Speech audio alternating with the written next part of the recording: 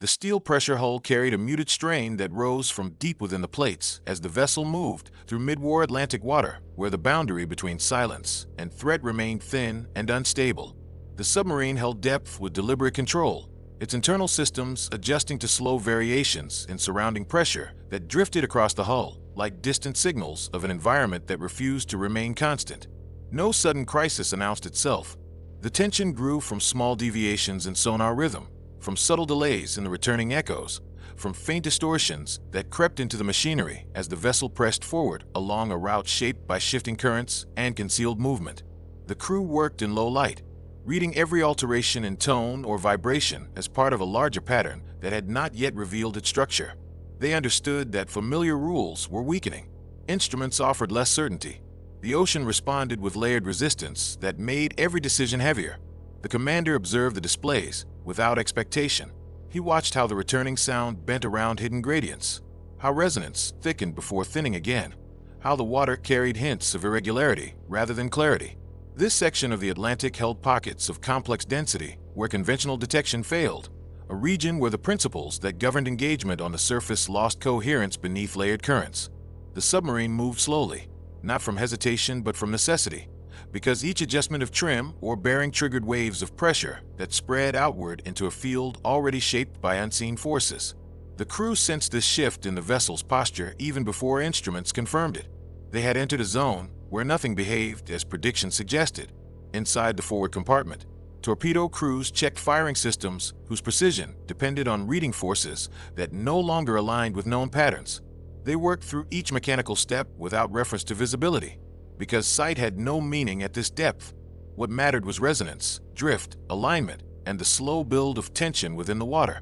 The submarine advanced through obscurity not defined by darkness, but by distortion, a place where shapes dissolved before forming, where distance folded in ways that defied simple measurement. The crew adapted by relying on faint signals of the hull itself, a slight bend under uneven pressure, a narrow shift in the angle of vibration, a subtle tightening of ambient sound. These cues guided them more reliably than any chart or system. A faint disturbance reached the sonar station as an inconsistent pulse that rose and fell without forming a complete signature. It drifted across the range like a fragment from a distant source, carried through unstable density. The operator listened closely, recognizing that the pulse did not belong to turbulence or marine resonance. It held an internal pattern, though buried beneath distortion. The commander studied the faint rise and decay of this signal, seeing in its irregular rhythm a possible outline of movement concealed within shifting layers. He ordered no change in speed or depth. The entire crew felt the focus narrow around that fragile indication. The submarine maintained course. The pulse strengthened slightly, still refusing to resolve into definitive structure. It behaved like motion masked by thermoclines that bent sound unevenly across the water column. The crew recognized this type of presence. Something ahead traveled within a layered shield that concealed its true form. They did not know distance or size. They knew only that it persisted. The commander examined the subtle drift of the pulse as it shifted left, then right, always returning to a narrow band as though holding a steady course beneath veils of distortion. The pattern carried intention, not drift. Decision emerged from accumulation rather than urgency. The faint, inconsistent returns converged into a set of relationships between pressure and resonance that pointed toward a moving object, following a track that would intersect with the submarine's projected path. Surfacing was impossible. Evasion meant losing the fragile thread of detection. Only one course of action remained within the logic of that environment. The commander ordered silent preparation. The crew responded with controlled precision, aligning systems toward a target they could not see and could barely define. The ocean offered no confirmation. It offered only the mounting weight of proximity. In the torpedo room, technicians translated distortion into geometry. They mapped lead angles by interpreting how the unseen disturbance shifted under pressure gradients. They spoke no numbers. Everything existed as words, relationships, transitions between force and drift. The firing system aligned, holding tension without release. The commander waited for the pulse to repeat with the same faint delay it had shown before, marking position through absence rather than appearance. When the moment arrived, it carried inevitability rather than clarity. He issued the order with calm precision. The torpedo left the submarine with a subdued tremor that traveled through steel and bone alike. It entered the field of distortion where layers of warm and cold water collided, bending sound in irregular arcs. The crew listened into the silence that followed, hearing nothing but the deep. They held course without adjustment, knowing that any disruption might unravel the delicate alignment on which the prediction depended. For several long moments, the ocean returned nothing. Then the silence changed. Pressure shifted. A muted surge rolled across the hull, like an echo of force compressed and released at distance. It was impact, delivered into a void where sight had no role. The pulse vanished. The water ahead softened as if relieved of something that had pressed against its structure. The commander read this absence with the same attention he had given the distorted signal. The environment now carried a different resonance, clearer, lighter, less resistant. The crew resumed forward motion, understanding that the unseen obstruction had been removed. They continued not from triumph, but from discipline, recognizing that the strike had existed entirely within the logic of the deep. They advanced into water that regained stability. Sound returned in cleaner arcs. Pressure settled into predictable gradients. The submarine moved through this clarity with measured calm, knowing it represented not safety, but consequence. The event that had occurred would resonate far beyond the immediate environment. It revealed that detection no longer depended on sight or defined echoes. It depended on interpreting distortion itself as a form of information. The crew carried this realization without speaking, letting it shape their posture as the vessel continued through ordered layers. As they proceeded, deeper patterns of implication emerged. A blind fire strike in mid-war Atlantic conditions challenged foundational assumptions of submarine warfare. Existing doctrine held that successful engagement required defined targets, stable sound paths, measurable range.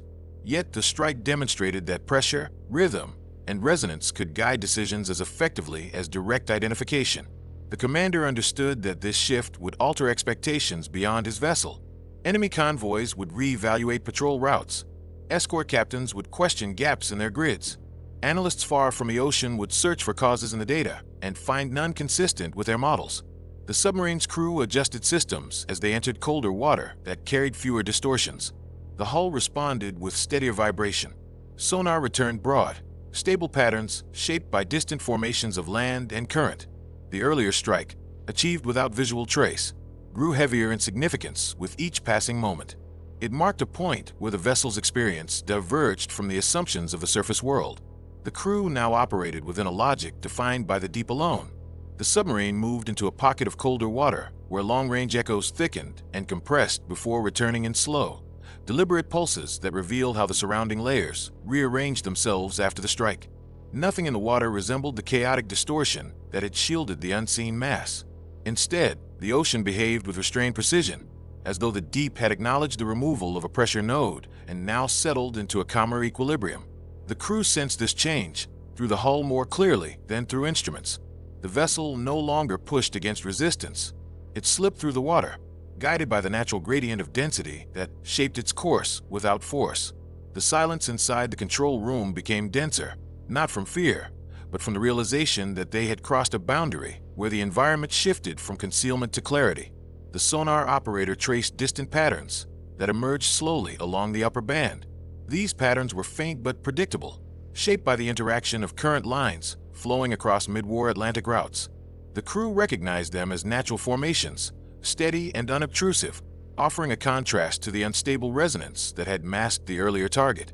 The commander studied how these distant arcs spread across the display, reading them for context rather than threat. The submarine now moved through a region defined by order, not chaos, and that order revealed the significance of what had been disrupted behind them. Something had been traveling in a corridor of distortion, using layered density as a hiding ground, and now that corridor lay empty. Inside the torpedo room, technicians ran quiet checks through touch and listening rather than through sight or measurement. They felt how tension had shifted inside the firing rails, how the metal held a memory of force that did not quite dissipate. The earlier launch had validated a concept that most naval theorists dismissed as intuition rather than procedure. Blind fire was considered impossible, yet the crew had executed it not through guesswork, but through disciplined interpretation of resonance patterns that doctrine had never accounted for. This understanding settled into the machinery itself, as though the submarine carried the logic of the strike within its structure. The vessel continued deeper into the region of stable water. The hull resonated at a lower frequency, indicating reduced strain. The crew adjusted ballast trim by minute increments that barely registered on the gauges, relying instead on the sensation of how the vessel balanced against the surrounding pressure. They had learned that the deep rewarded subtlety more than force. Each action taken during the blind engagement had depended on interpreting gradients rather than hard data, and now that sensitivity shaped every movement they made. They did not look for threats. They listened for inconsistencies in the silence. A faint harmonic drifted across the sonar band. It did not resemble the earlier disturbance. This one arrived in long, slow pulses that carried a smooth decay. The operator recognized it as a reflection of distant land mass, perhaps a rising seabed or a submerged ridge shaped by currents that moved parallel to the submarine's course. The commander allowed the information to settle into his understanding of the environment. They were approaching a region where natural formations altered sound paths predictably, offering a rare window of clarity in a war fought largely within acoustic fog. The crew used this clarity to recalibrate their awareness. Every shift in resonance confirmed that the vessel had left the distorted corridor behind. As they continued forward, the submarine crossed into warmer water. The hull relaxed under reduced compression, and pressure sensors responded with softer readings that aligned with expected patterns for this stretch of mid-war Atlantic. The crew noted the transition with quiet certainty. They understood that the environment no longer carried the same layered density that had masked the earlier target. Movement now unfolded openly in sound, and the vessel cut through it with practiced ease. Yet beneath this calm ran the awareness that a strike delivered without sight would ripple outward across the conflict. Patrol routes would change. Convoy formations would tighten. Fear would grow around the idea that the unseen could be struck with precision. The submarine entered a stretch where currents folded in gentle arcs. These arcs created predictable oscillations along the hull, forming a rhythm the crew recognized from earlier patrols in this sector. The vessel adjusted its depth by slight increments, aligning itself with the most stable part of the fold. This alignment reduced internal vibration, allowing the crew to rest their senses on the environment without interference. They understood that clarity, no matter how brief, offered an opportunity to refine their interpretation of what lay ahead. The strike had taught them that navigation in the deep required a heightened awareness of relationships rather than objects. A series of faint modulations appeared near the lower band, soft, steady, uniform. These were the distant signatures of surface vessels many miles away. Their vibrations filtered through layers of density that reduced them to rhythmic pulses. The commander identified them as part of an Allied patrol grid moving far beyond visual or engagement range. Their presence provided orientation, but did not influence immediate action. The submarine held its course, navigating the quiet beneath these distant movements with the same discipline that had guided the strike. The crew understood that the surface world operated on assumptions of visibility and geometry, while the deep demanded a different kind of logic, one shaped by rhythm, pressure, and absence. The vessel continued on, carrying within its steel frame the knowledge that sight was no longer necessary for precision. The crew did not consider themselves innovators. They considered themselves interpreters of forces older than doctrine.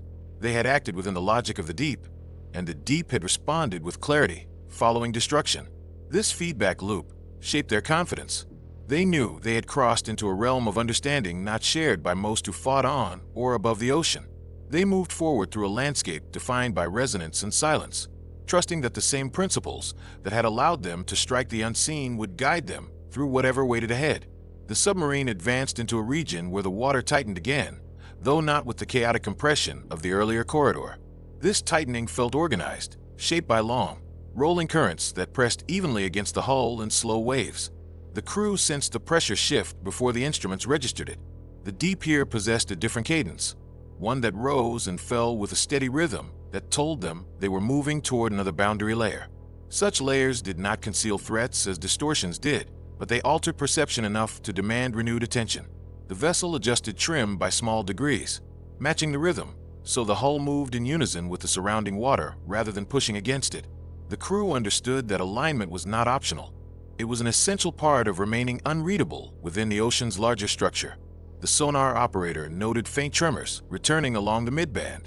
These tremors behaved differently from earlier signals.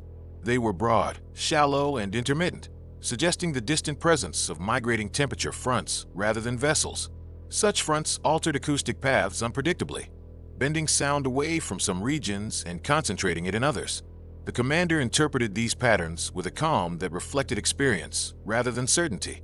He knew the submarine was entering a region where detection became more complex, not because threats were present, but because the environment imposed its own logic on all forms of perception. The crew adjusted their expectations accordingly, preparing to enter a zone where absence of clarity did not equate to safety. Inside the torpedo room, technicians listened as the hull responded to the shifting water. The memory of the blind strike lingered not as tension, but as disciplined readiness. They understood that the earlier engagement had depended on a rare convergence of environmental conditions. Yet the logic behind it, interpreting pressure, resonance, and shifting layers, remained applicable in any region shaped by density changes. They checked mechanical alignments with quiet precision, ensuring that every component responded smoothly to the vessel's subtle adjustments. Even without immediate threat, the possibility of another unseen presence lingered as a silent part of their operational mindset. The submarine's progression slowed slightly as the water thickened. This was not a deliberate reduction. It was the natural effect of entering a layer where resistance increased. The hull absorbed the pressure evenly, creating a muted hum that settled into the metal like a sustained tone. The crew recognized this tone as a known characteristic of mid-war Atlantic deep-water bands. These bands acted as environmental filters, reducing the clarity of long-range detection while amplifying immediate thermal variations. The vessel moved through the layer with quiet discipline, trusting the commander's decision not to alter course unless forced by accumulated evidence.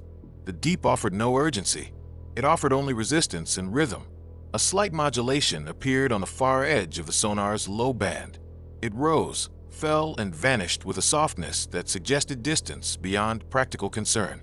The operator marked it as a probable reflection from a shifting thermocline. The commander accepted the assessment without comment. He knew that real threats did not announce themselves so gently. Yet he also knew that early signs of distortion often began as faint, seemingly harmless irregularities. The crew observed the modulation's disappearance without relaxing vigilance.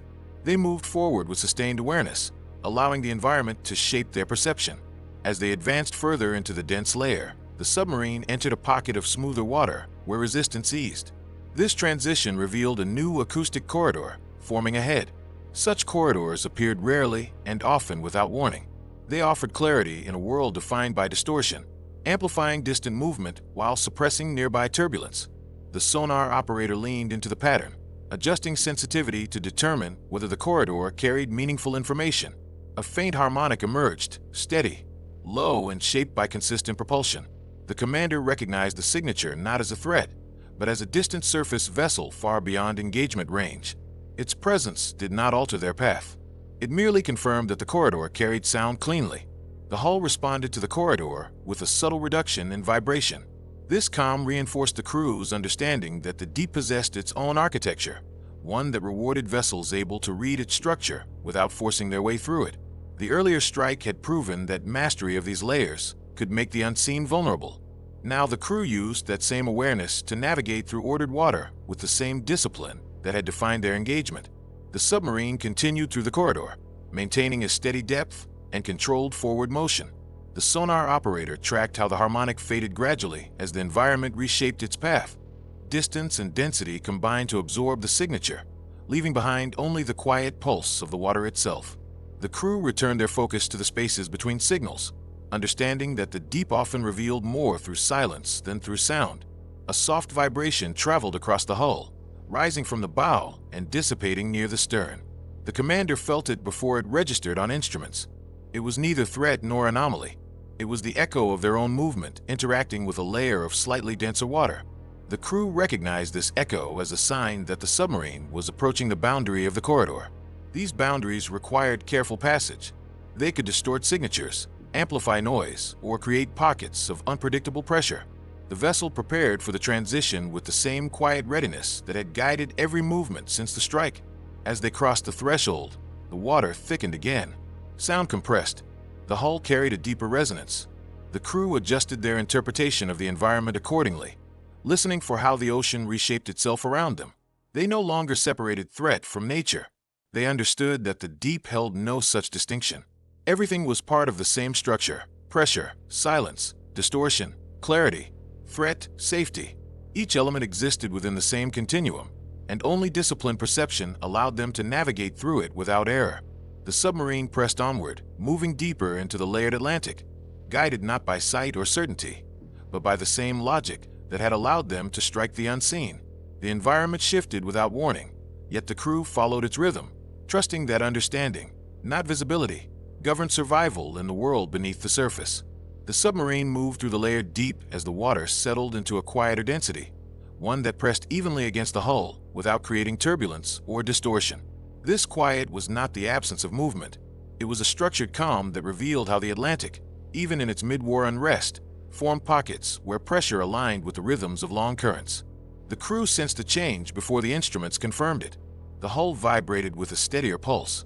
The air inside the vessel carried a different weight, shaped by the subtle shift in external force. They advanced with steady composure, understanding that such regions often preceded transitions of greater complexity. The sonar operator leaned into the stable silence, adjusting sensitivity to capture faint modulations that might emerge from beyond the corridor. He heard wide bands of ambient resonance, long and shallow, shaped by distant thermal fronts. These bands carried no threat, but revealed the geometry of the water ahead. The commander interpreted this geometry as a sign that they were approaching a zone where environmental structure tightened once more. Such tightening often signaled the presence of shifting density layers capable of bending sound around large areas, masking movement without concealing pressure. Inside the torpedo room, technicians traced the vessel's resonance through the metal rails that held the firing systems. They noted how the earlier tension had softened into a steadier frequency. This steadiness did not alter their discipline. They worked through quiet checks, ensuring the mechanical components remained aligned with the ship's internal rhythm. The earlier blind strike had taught them that preparation did not rely on visible threat. It relied on maintaining readiness within any environment the deep could create. As the submarine progressed, the sonar operator registered a faint pulse on the lower band. It was narrow but consistent, repeating with enough regularity to stand apart from environmental noise. The pulse did not behave like turbulence. It carried structure, though softened by distance. The commander analyzed it through the hull's resonance, determining that it likely came from a distant propulsion source. The pattern lacked urgency. It moved along a track that paralleled their own, suggesting a vessel traveling along a surface route far beyond detection range. The submarine maintained course, treating the pulse as an environmental detail rather than a developing threat. A subtle shift occurred in the surrounding pressure. The hull absorbed it with a low, continuous hum.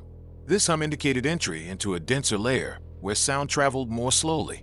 The crew adjusted internal trim in increments too small to measure, allowing the vessel to align naturally with the changing resistance. They trusted the environment to reveal its structure through pressure rather than through sound. The deep did not conceal without also providing signals.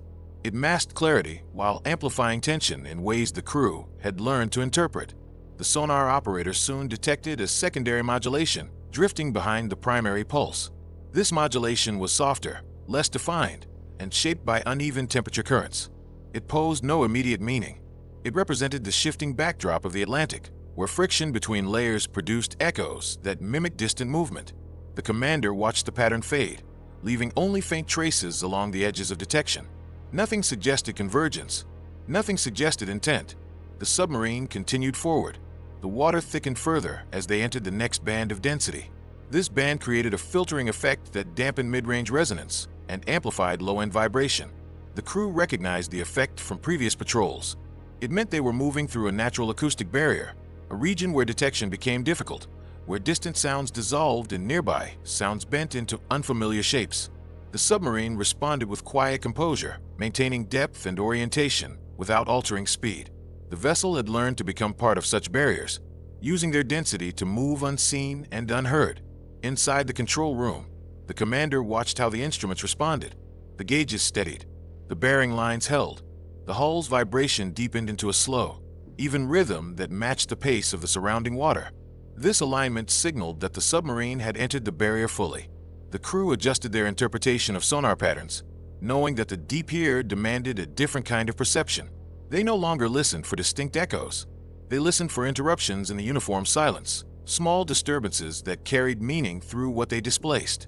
A faint disruption emerged, softer than anything before. It drifted across the range without forming a signature. It was an absence within resonance rather than a presence within noise. Such disruptions often indicated objects or formations that absorbed sound rather than reflecting it. The commander recognized the phenomenon as a possible sign of a distant thermal wall or drifting mass. He ordered no change in course. The crew monitored the disruption as it moved across the detection field, dissolving slowly into the surrounding quiet. The submarine advanced with the same slow discipline that had defined their earlier engagement. The water offered no clarity. It offered structure. And structure, even in dense silence, carried information. The crew moved forward through that information, interpreting each shift in pressure and each faint modulation as part of the deep's continuous message. The barrier layer began to loosen. The water warmed slightly. The hull's vibration changed pitch, rising into a lighter tone. This change indicated that they were leaving the densest part of the acoustic filter. Sound would begin to travel farther. Resonance would sharpen. Distortion would increase. The crew prepared for this transition, knowing that clarity often brought complexity. The sonar operator listened as the deep opened. A new pattern emerged, wide, slow, and measured. It was not the signature of a vessel. It was the rhythmic return of long-range echoes, reflecting off-distant geological structures. The commander interpreted these echoes as a sign that they were re-entering open deep water, where sound behaved more predictably. The submarine continued forward, the hull carrying the memory of pressure and silence, the crew carrying the knowledge that the unseen defined their world more than anything visible ever could. The submarine pressed farther into the open band of deep water, its hull adjusting to the renewed clarity that sharpened every vibration traveling across the Atlantic floor. The environment no longer behaved like a barrier. It behaved like a corridor, wide, steady, and capable of carrying distant movement with surprising precision. The crew recognized this shift in the way the instruments responded. The sonar screen no longer showed softened arcs or broken modulations. It showed longer, clearer sweeps that revealed the geometry of the water with greater consistency. They advanced with measured discipline, aware that renewed clarity often brought the return of patterns that had remained dormant during the passage through denser layers. A faint, elongated modulation appeared at the far edge of the range. It drifted across the upper band at intervals, too wide to indicate a vessel, but too structured to dismiss as turbulence. The sonar operator traced its rise and fall, noting how each wave arrived with a slight delay that suggested interaction with distant terrain. The commander reviewed the modulation through its rhythm rather than its shape. He recognized the signature as a reflection created by the intersection of two major currents.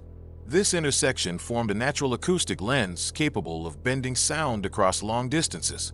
The crew understood that such lenses could reveal movement far beyond direct detection, though often in distorted forms.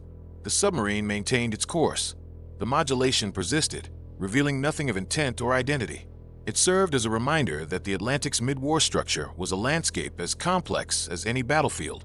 Sound did not travel freely. It traveled through layers shaped by temperature, salinity, and pressure, each one capable of altering the meaning of what returned. The crew knew that interpretation required patience. The patterns that seemed insignificant often carried the first indications of distant transitions. Inside the vessel, the technicians monitored the internal systems, ensuring that the slight rise in ambient pressure did not alter alignment. The earlier strike had taught them that readiness depended not on threat, but on consistency. They worked in silence, adjusting fine mechanisms by increments too small to register on gauges, guided by the rhythm of the hull and the subtle fluctuations in the surrounding water. Their discipline formed a quiet counterpoint to the ocean's shifting logic. As the submarine progressed, the long-range modulation began to fragment.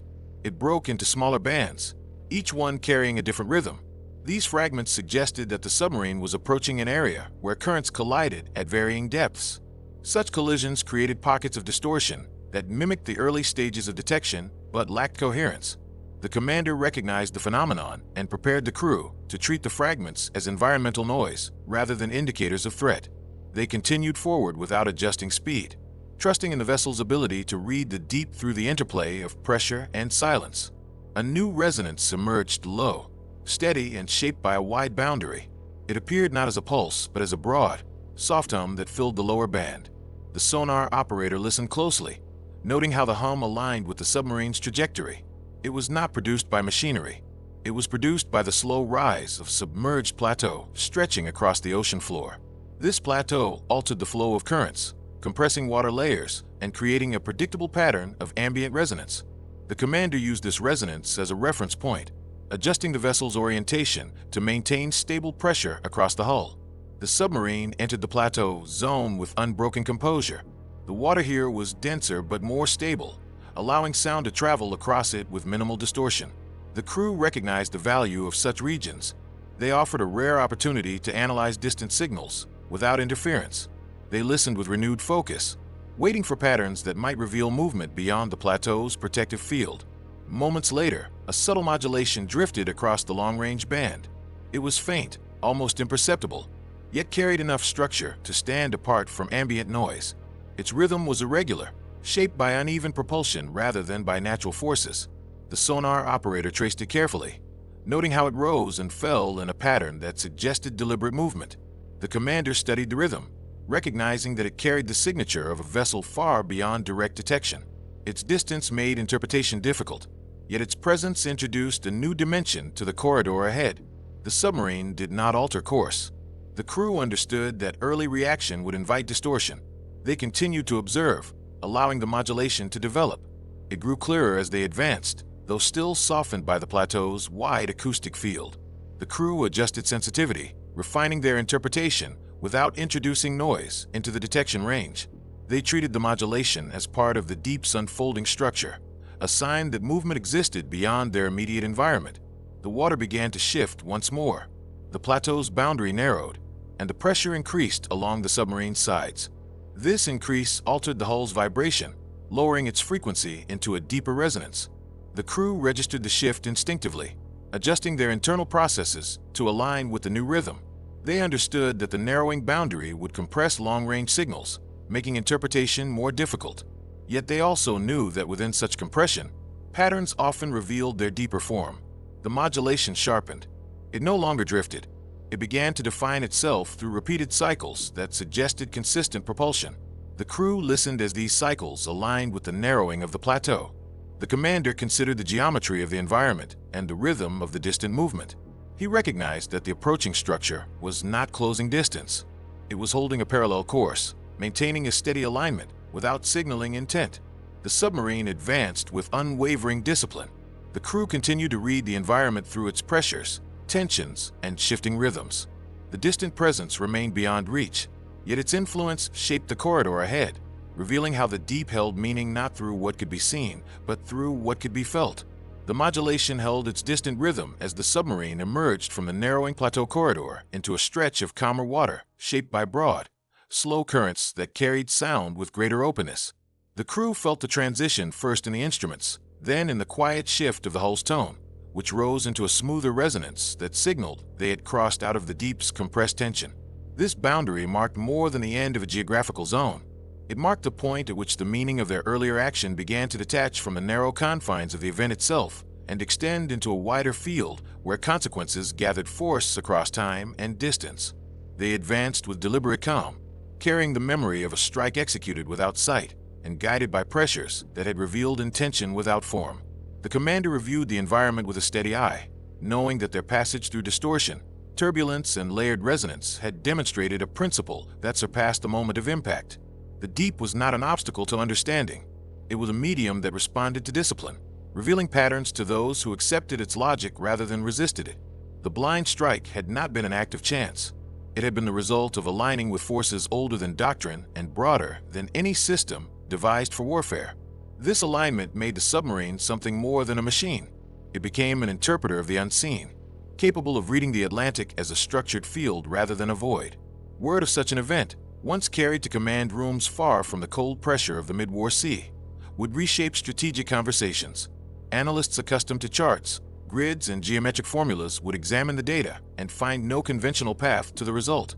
They would confront a reality in which detection no longer depended solely on visibility or on the regular forms of known signals. Instead, they would see that pressure and absence carried information equal to presence and clarity. This realization would force a re-evaluation of how underwater conflict was understood, revealing that the Atlantic's deep layers formed an environment governed by subtle, shifting forces that rewarded patience and punished rigidity. Convoys crossing the ocean would adjust their routes in response to the silent demonstration of what had occurred. Escorts would tighten screens, concentrating their patrols around areas once believed secure.